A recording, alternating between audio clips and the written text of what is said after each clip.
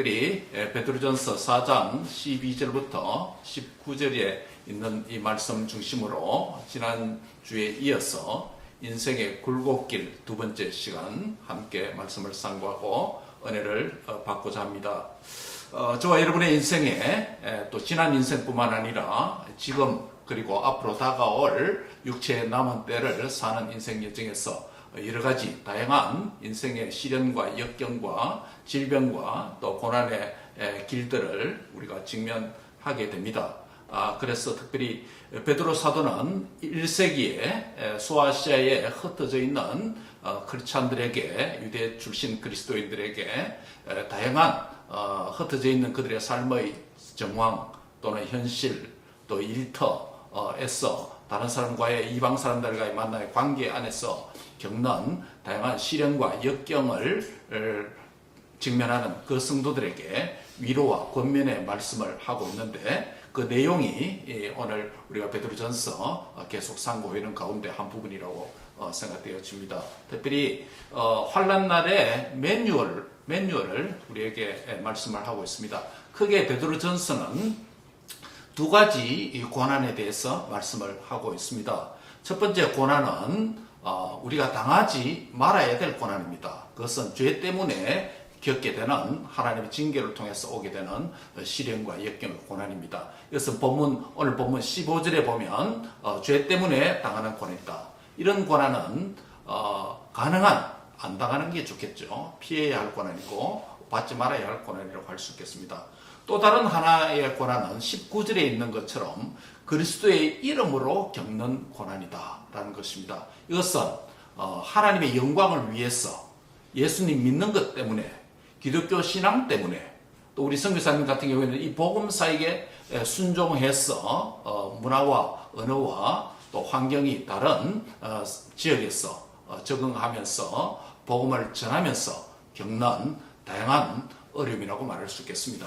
복음을 위한 고난, 주의 이름을 위한 고난, 이런 고난은 성경에서 복이 되기 때문에 많이 받으면 받을수록 좋다라고 말씀하고 있습니다. 그래서 베드로전서는 고난에 대해서 1세기 성도뿐만 아니라 오고는 모든 세대의 그리스도인들이 두 가지 고난이 있는데 하나는 죄 때문에 하나님의 징계로 겪는 고난인데 이것은 될 수 있으면 받지 않는 게 좋다.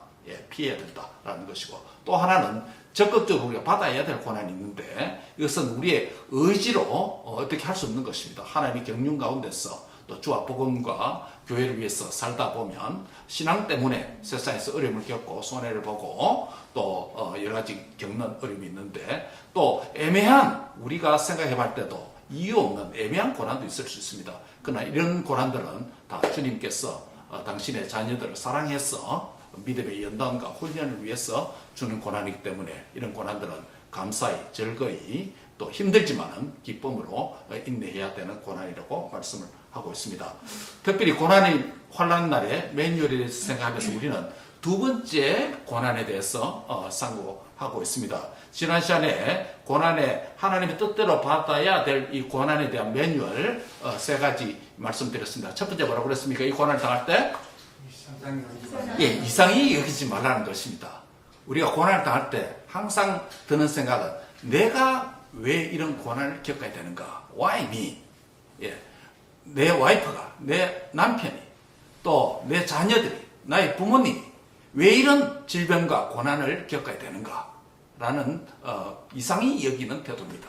그러나 성경은 뭐라고 말씀하냐면 바로 이런 고난은 이상히 여기지 말라라고 이상히 여길 수 있는 그것이 우리의 인지상정이고 고난을 겪을 때마다 다 힘들어하고 이상히 여길 가능성이 많고 첫 번째 드는 생각이 왜 내 이런 고난, 그게 우리가 많은 일반적인 현상이라고 할 수 있습니다. 그런 것을 잘 아시고 하나님은 베드로 사도를 통해서 성령의 영감 안에서 이 말씀을 기록하면서 너희가 고난을 당할 때 이상히 여기지 말라라고 부정적으로 우리에게 말씀해서 강조를 하고 있습니다.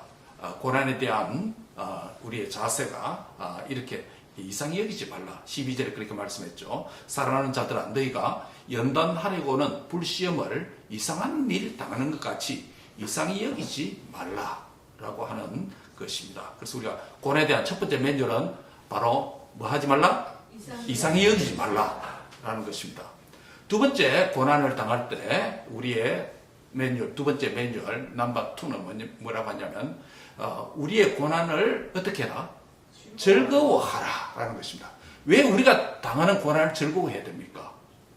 당할 때마다 참 힘든 것 우리가 다 서로 아는데 왜냐하면 이 고난을 나의 고난으로 끝난 게 아니라 그리스도 자신의 고난으로 우리 주님께서 인정해 주신다는 거예요. 그래서 본문에 보면 12절에 보면 13절에 보면 그리스도의 고난이라고 표현합니다. 나의 고난이 아니라 그리스도의 고난이라고 씁니다. 그래서 나의 고난은 곧 그리스도의 고난에 뭐 하는 것이다? 참여하는 것이다 라고 그렇게 여겨주신다는 거예요. 죄 때문에 당한 고난 말고 주와 복음과 교회를 위해서 수고하고 헌신하고 이렇게 주의 영광을 위한 애매한 고난을 당하는 것, 내만 겪는 고난이 아니라 우리 주님 자신의 고난으로 여겨주시기 때문에 이 고난은 어디에 참여하는 것이다? 그리스도의 고난에 참여하는 것이다. 그렇기 때문에 이 고난을 대할 때 뭐 하라?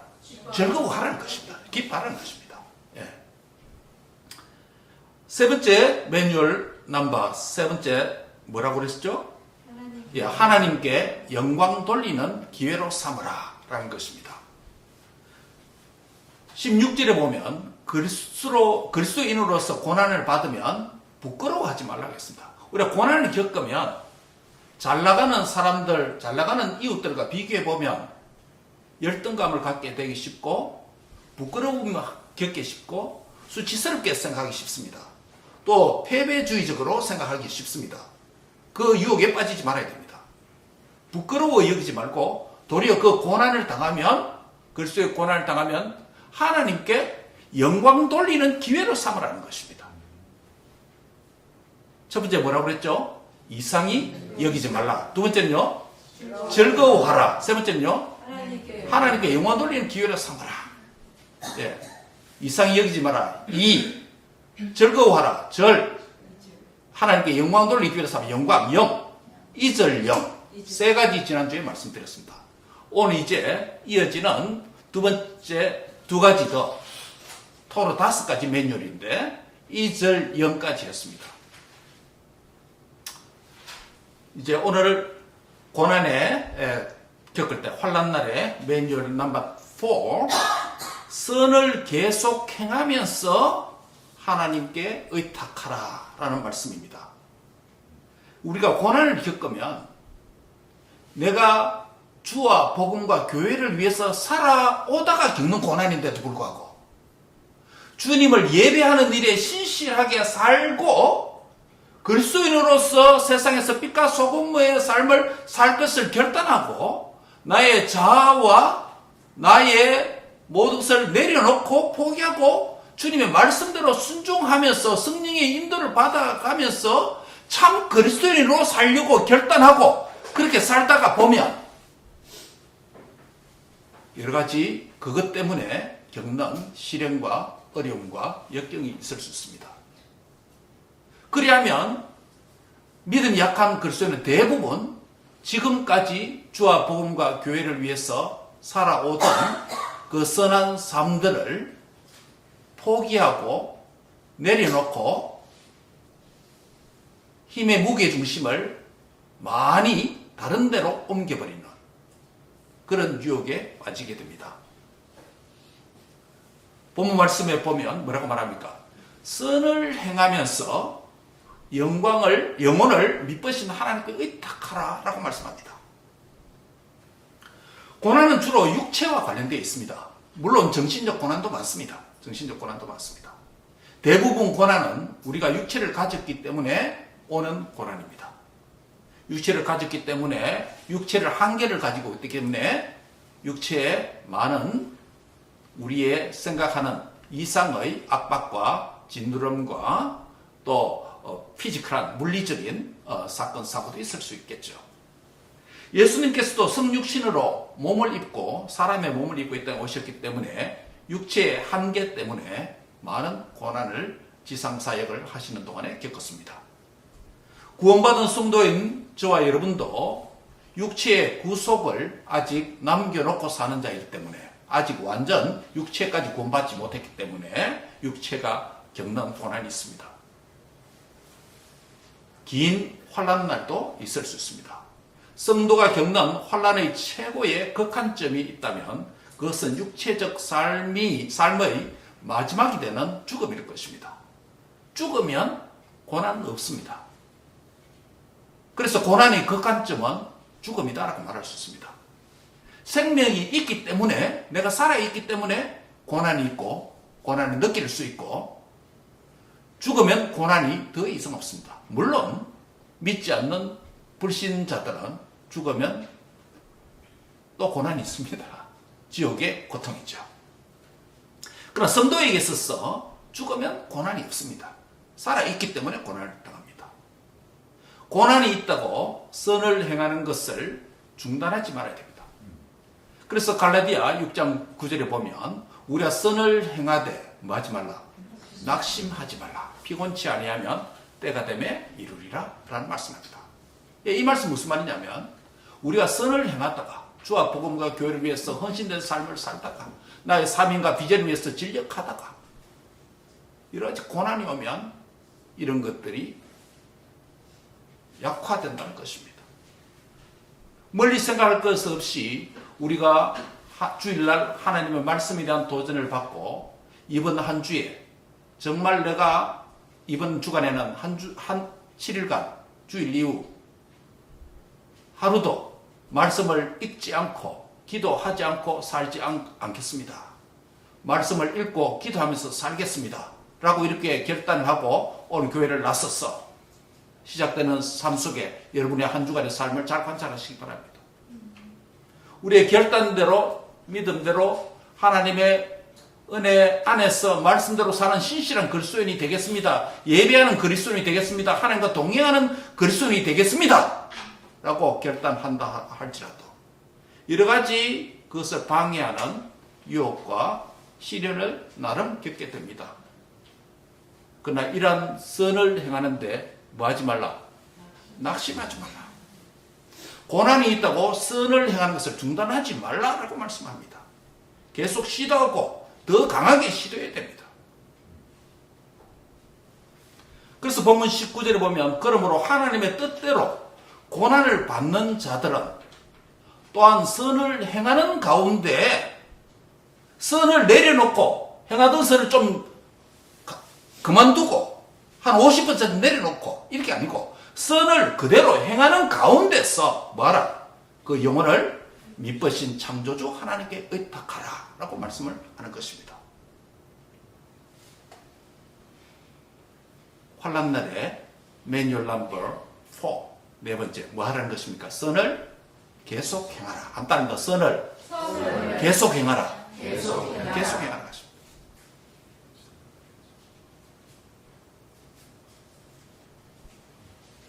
그런데 선을 행하면서 우리의 영혼을 선을 행하는 가운데서 우리의 영혼을 미쁘신 신실하신 창조주 하나님께 의탁하라, 부탁하라, 맡기라. 왜 이런 표현이 갑자기 나올까요?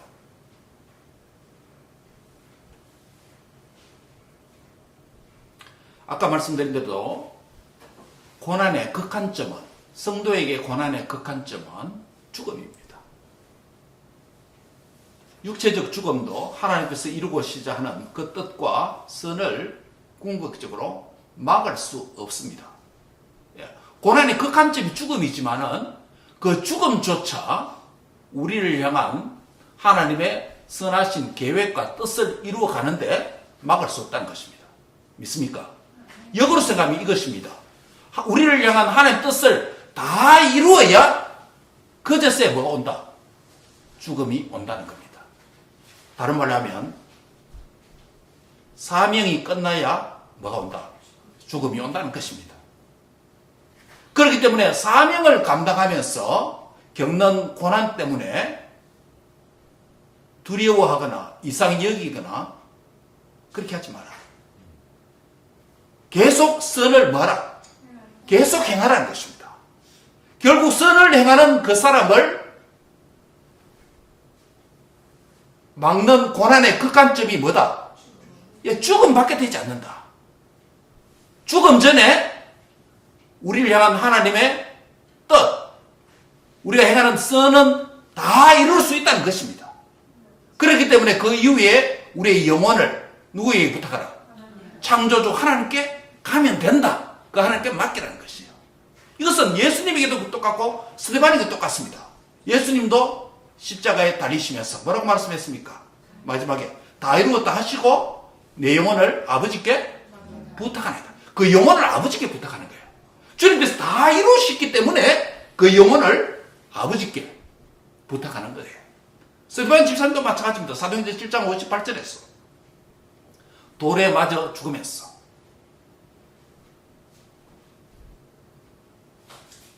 그 유대인들에게 아브라함부터 시작되는 그 계시의 하나님의 말씀을 설교를 통해서 다 선포하고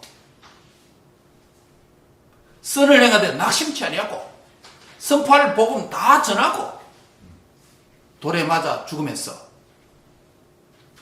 무슨 기도를 했습니까? 내 영혼을 아버지께 부탁하나이다 라고 하는 것입니다. 내 영혼을 아버지께 부탁하는, 내 죽음 이후의 세계를 주님께 부탁하는 그 전까지는 뭐 할 수 있다? 예, 나를 향하신 주의 뜻을 다 이룰 수 있다는 의미가 됩니다. 다 이룰 수 있다는 의미가 됩니다. 그렇기 때문에 죽음 때문에, 질병 때문에, 고난 때문에 내가 사명에 뒷걸음질 칠 필요가 있다 없다? 없다는 것이에요. 충분히 선을 계속 행해야 된다는 것이에요. 따라합니다. 선을 행하되 낙심치 말라. 선을 계속 행하는 중에, 따라서 선을 계속 행하는 중에 내 영혼을 창조주 하나님께 맡기라. 예, 그것입니다.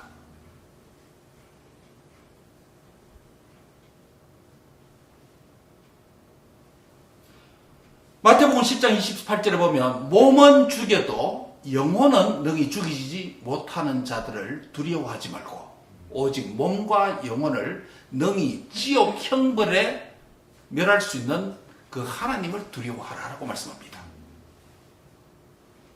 사명 때문에 방해되는 것, 대적들, 우리가 겪는 고난을 이상히 여기거나 두려워할 필요가 있다 없다? 없다는 것이에요. 없다는 것이에요.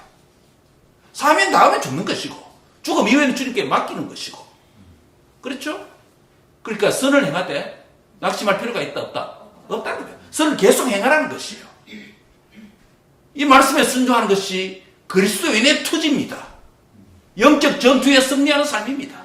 예. 예.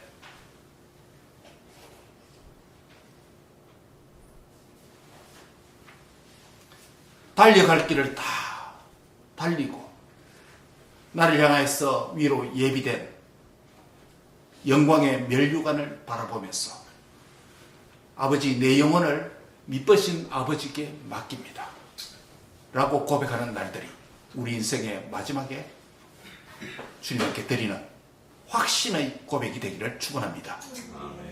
그러나 그 마지막 순간이 오기 전까지 육체에 달려갈 길을 다 달려가는 과정에서 인생의 작은 시련 때문에 선을 행하되 낙심치 마시고 그 선을 계속 행하면서 하나님께 영광 돌리는 자가 되시길 바랍니다. 아멘. 네. 마지막 5번째 매뉴얼입니다. 4번째 뭐라고 그랬죠?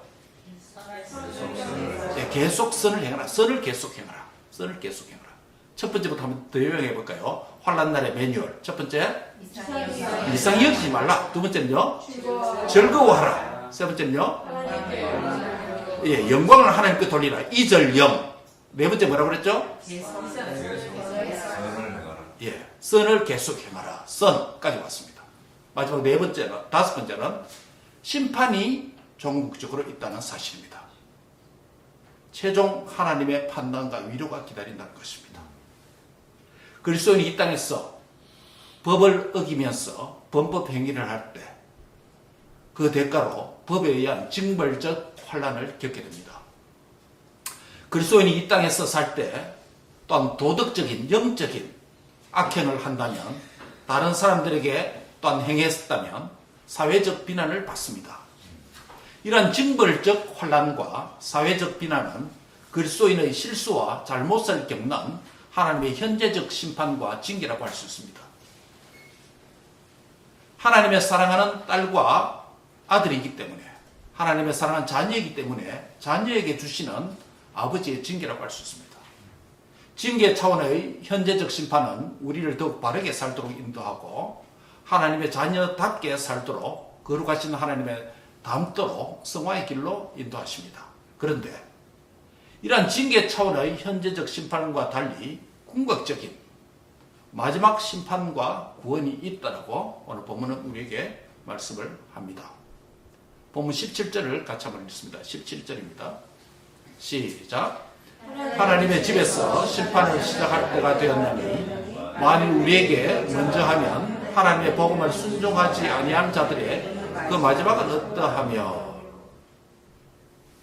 하나님의 집에 있는 우리에게 먼저 징벌적 차원의 하나님의 현재적 심판이 성도에게 있다라는 것은 어떻게 보면 징계지만은 은혜입니다. 그렇죠? 예.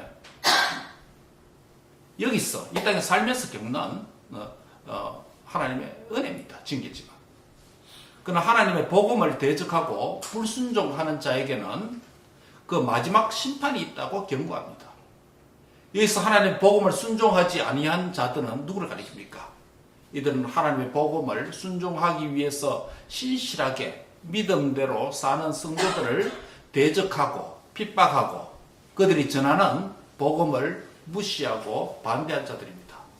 이 땅에서 성도가 연약함과 실수로 범법 행위와 도덕적 악행으로 당하는 징벌적 환난과 사회적 비난이 하나님의 집에 있는 성도가 겪는 환난날이라고 한다면, 하나님의 복음을 대적하는 세상 사람들에 대한 그 마지막 궁극적 심판이 반드시 있다라고 말씀합니다.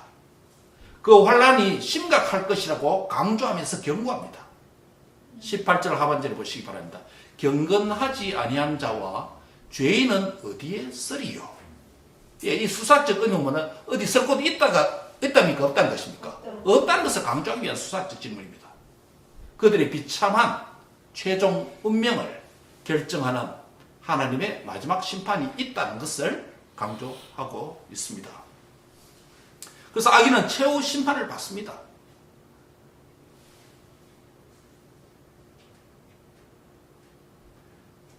의인은 겨우 구원을 받으면 경건하지 않는 자와 죄인은 어디에 쓰리요? 라고 18절에 말씀합니다. 여러분, 의인은 이 땅을 살면서 하나님의 복음의 말씀에 순종하면서 여러 가지 환난을 겪는 성도들을 가리킵니다. 주님의 뜻대로 환난을 겪는 자들입니다. 선을 위해서 고난을 받는 자들입니다. 그리스도의 고난에 동참한 자입니다. 여기서 겨우 구원을 받는다는 것은 우리가 오해하기 쉽습니다. 하나님의 능력, 구원의 능력이 우리의 특거리 구원 정도밖에 되지 않는가? 하나님의 구원의 은혜와 능력을 약화시키는 그런 표현이 될 수도 있습니다. 그러나 전혀 그렇지 않습니다. 여기서 겨우 구원을 받는다는 말은 하나님의 뜻대로 받는 고난이 때때로 심각하여서 우리에게 구원의 소망까지, 여망까지 끊어진 것처럼 보일 수는 있습니다. 그러나 전능하신 하나님 편에서 볼 때 우리의 구원은 겨우 구원이 아니라 넉넉한, 완벽한, 완전한 구원이라는 것을 믿으시기 바랍니다. 그런 환난을 겪는 의인들, 성도들은 반드시 최종적이고 궁극적인 구원의 은혜에 넉넉히 들어간다는 것을 역설적으로 말하는 표현입니다. 반대로 경건하지 않은 자와 죄인은 어떻게 되겠느냐, 어디에 쓰겠느냐, 그들의 비참한 운명을 강조적으로 수사의 문문을 통해서 우리에게 표현하고 있습니다. 결국 17절에 보시면 순종하지 아니하는 자들의 마지막 결말을 강조하고 있고, 18절에서는 죄인에 대한 구원의 가능성이 매우 희박하고 불가능하다라는 것을 말합니다. 반대로 의인은 이 땅에서 고난을 많이 겪을지라도 구원받지 못한, 경건하지 않는, 복음에 불순종하는 죄인들의 삶과 이 땅에서 비교해 볼 때 저들은 잘 되는 것 같고 나는 왜 이렇게 못 되는 것 같은, 구원의 하나님이 어디 있고 나에게 구원이 어디 있고 나에게 잘 나가는 길은 어디 있는가, 의문과 의욕을 가지는 순간이 있다 할지라도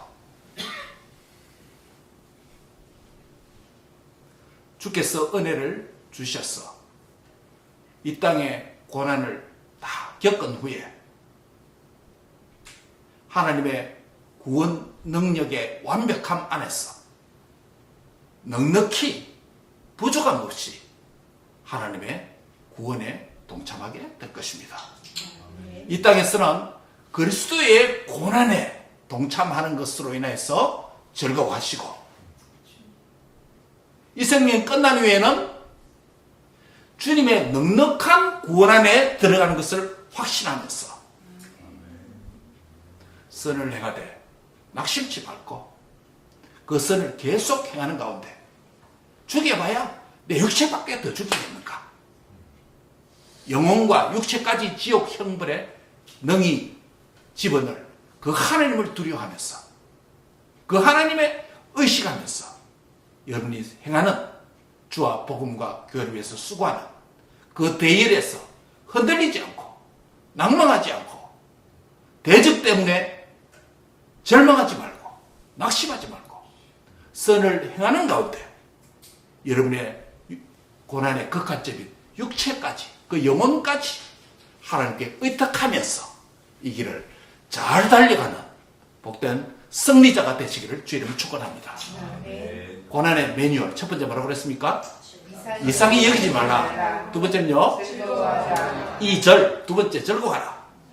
그리스도의 고난에 동참하는 일이다. 이게 나만의 고난이 아니다. 주님 자신의 고난을 여겨주신다. 즐거워해라. 세 번째는요, 영광을 하나님께 돌리라. 2절 영. 그 다음 뭐죠?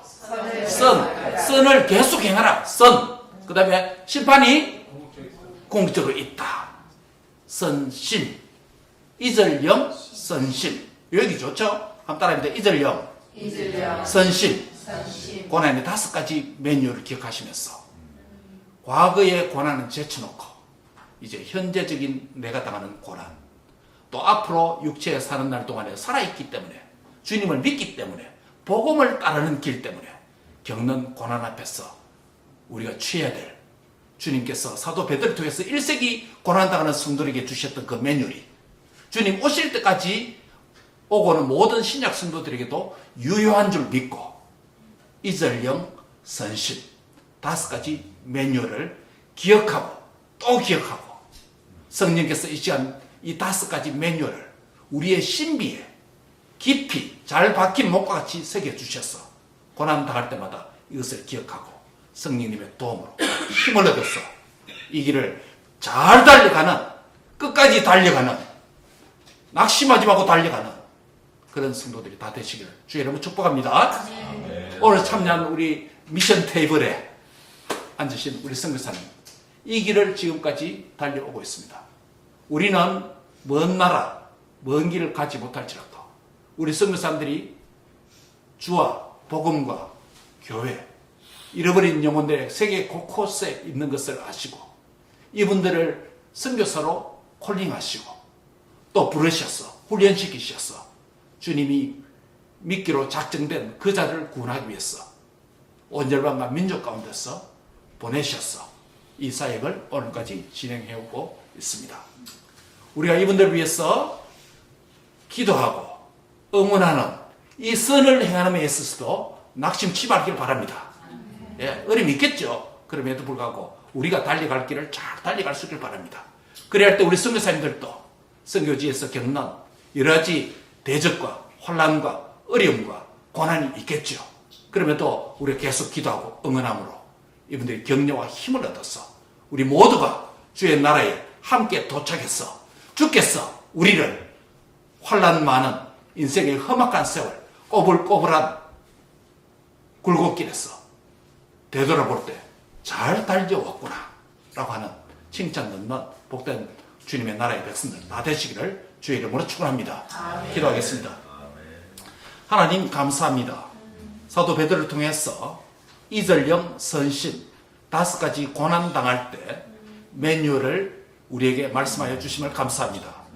성령의 영감으로 기록된 사도 베드로가 1세기 고난 당하는 성도를 위해서 기록한 이 말씀대로 오고 오는 세대, 주님 오실 때까지 오고 오는 모든 신약 성도들이 동일하게 가져야 될 이 매뉴얼을 2주간에 걸쳐서 상고할 수 있는 은혜를 주심을 감사합니다. 주여, 나의 죄 때문에, 어리석음 때문에 고난을 당하지 말고 주와 복음과 교회를 위해서, 주님의 영광을 위해서, 주의 이름으로 주님의 고난에 동참하는 자들 되도록 주님 축복해 주옵소서. 이 고난을 내 몸에 채워 주시옵소서. 그래서 그리스도의 고난에 충분히 동참하는 자가 되어서 정말 그리스도와 같은 그 고난을 받는 복된 자가 되도록 축복해 주옵소서. 하나님, 오늘도 우리에게 또 이 말씀 주시더니 이 말씀대로 한 주간 승리하도록 주님 지켜 주옵소서. 감사하고 예수님의 이름으로 기도합니다.